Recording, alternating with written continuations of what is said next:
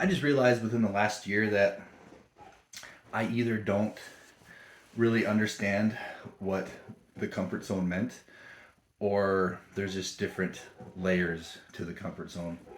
I've always said, held it in my mind, that you need to be outside of your comfort zone if you want to get better at anything. And for the majority of my training before I got injured, 13 years, uh, I lived in that realm of being out of my comfort zone. And to me, that meant comfort, as in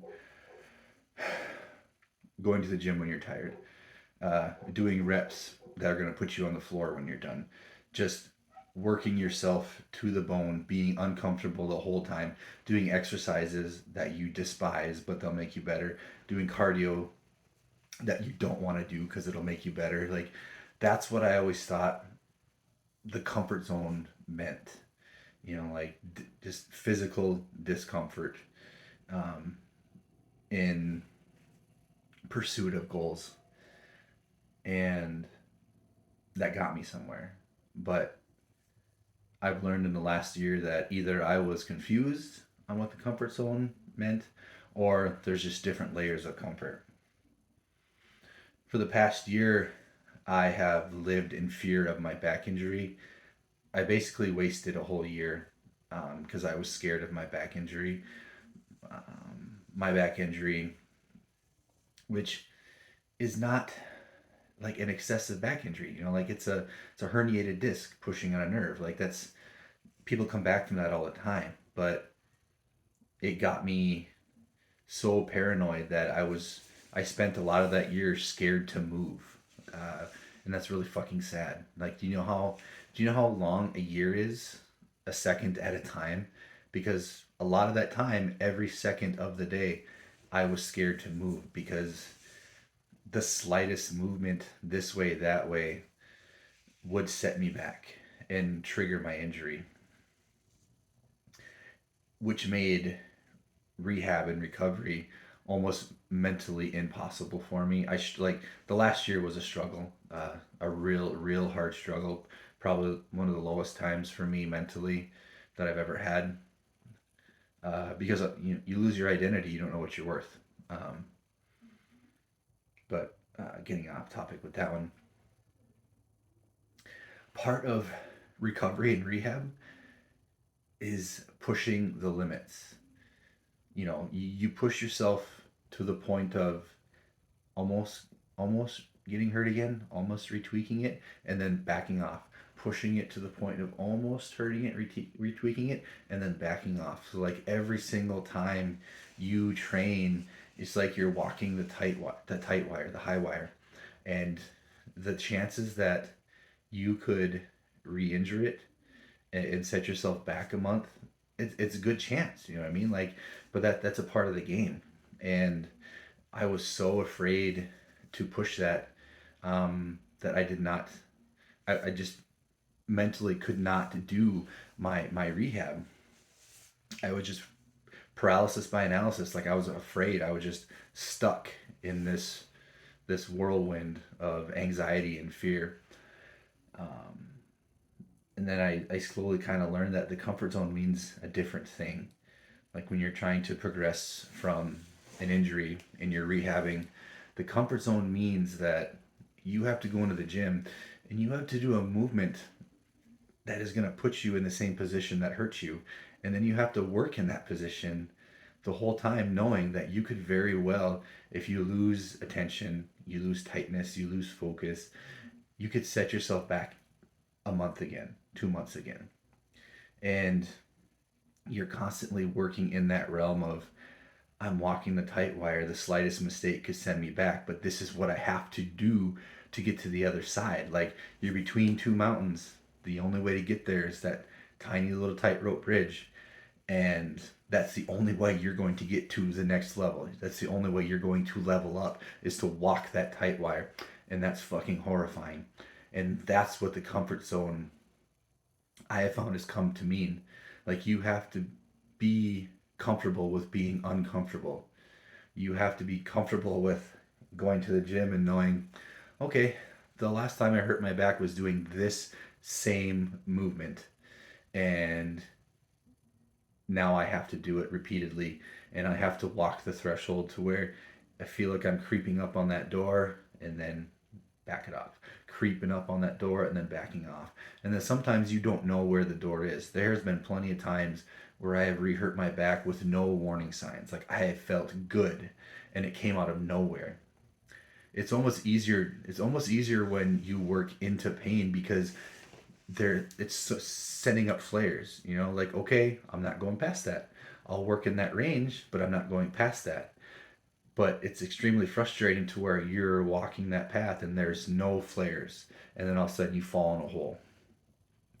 That's what the comfort zone is, and it's different. It's I feel like the mental comfort zone is significantly harder than the physical one. uh, I handled the physical comfort zone fine for over a decade. I enjoyed it. I took a lot of pride in being the hardest worker in the room.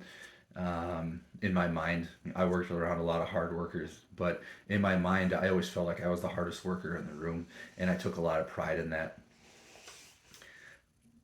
But being the mentally hardest worker in the room, that's hard.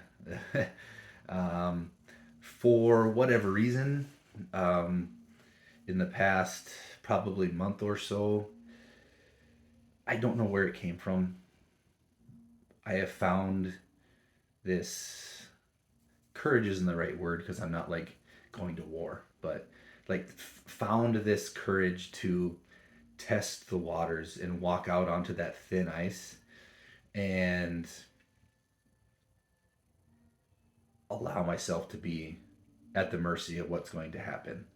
And I have been getting significantly better in the last month, 2 months. Um, but it's horrifying, you know.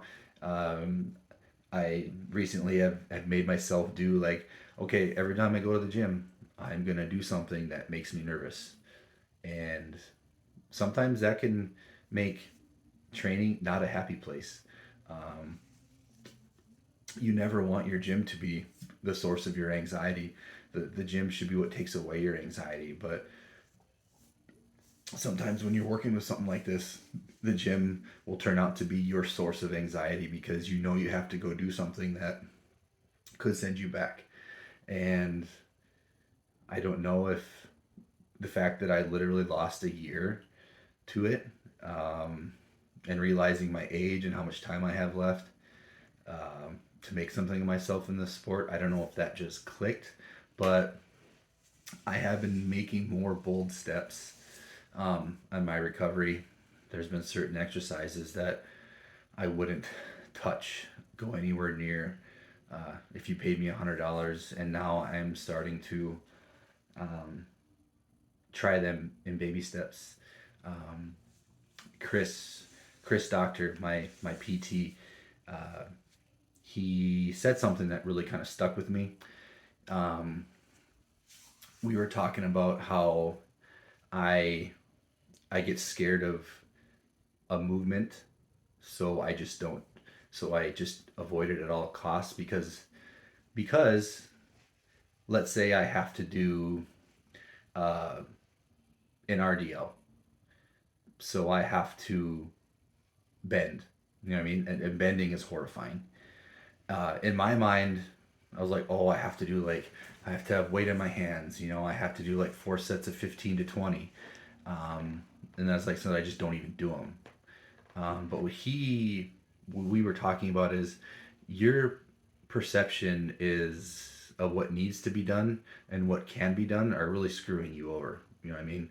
Like, you have to start bending. You have to start working in flexion and extension of the hip and lower back. That stuff has to come back if you just want to have a normal human life. That stuff has to come back. So quit thinking of it as, if I can't do a full RDL for 15 to 20 reps weighted, that doesn't mean I don't do it. That means I do an RDL in the range of motion that I'm comfortable with the weights or no weights that I'm comfortable with. So instead of just skipping it, um, if I had to do quarter reps with no weight for 5 reps, 4 sets of 5, I did quarter reps for 4 sets of 5. And then, the next week that might have been a little past that quarter rep for 4 sets of 5. And then the next week, like, I had the courage. Maybe I'll have 2.5 pound dumbbells. What is that? It's fucking nothing. But it's a step. It's progress. You know what I mean? It's like you're stepping out onto that ice. And you're realizing that it's not going to break in that spot. And then by about a month later, I'm doing full RDLs with weight for 15 to 20 reps. And had I not kind of been shown my thought process and how I'm fucking myself, a month later, I would still not be doing RDLs, still not be working on flexion extension of the hip, lower back, and I would still be at ground zero. But if I kind of take the approach of do what you can while you can, and then slowly move up. Um, if he says, you need to start squatting, like I can't fucking squat, I can't put a bar on my back, I can't, and it's just like, well, why don't you do a goblet squat and only squat down as far as you feel comfortable in a rep range you feel comfortable, and the next week add a little more depth, the next week add a little more depth, maybe add a little more weight, maybe add one more set. It's this all or nothing mentality that I had that was keeping me held back. And now that I've kind of adopted that mindset, uh, I'm doing exercises that I haven't done in over a year that horrify me. And I might not be doing them full range or much weight or any weight, but I'm doing them. And that is going to get me one step closer to doing them completely than if I just didn't do anything at all. That's going to get me one step closer to being better and healed and recovered than not doing anything at all. So I learned a lot in the past couple months about the comfort zone. Uh, there's different. There's a physical comfort zone and there's a mental comfort zone, and I found that the mental comfort zone is by far the most challenging. Um, and I feel like if you find a way to not only acknowledge both of those and find a way to work through both of those, whatever you want to accomplish in life, powerlifting, sports, whatever, will be at your disposal. But if you don't find a way to work out of that comfort zone, that mental and physical comfort zone, you are not going to get off the runway. And that's the truth. It's a scary truth, but sometimes you just got to take a leap of faith and trust yourself and the people around you and swing.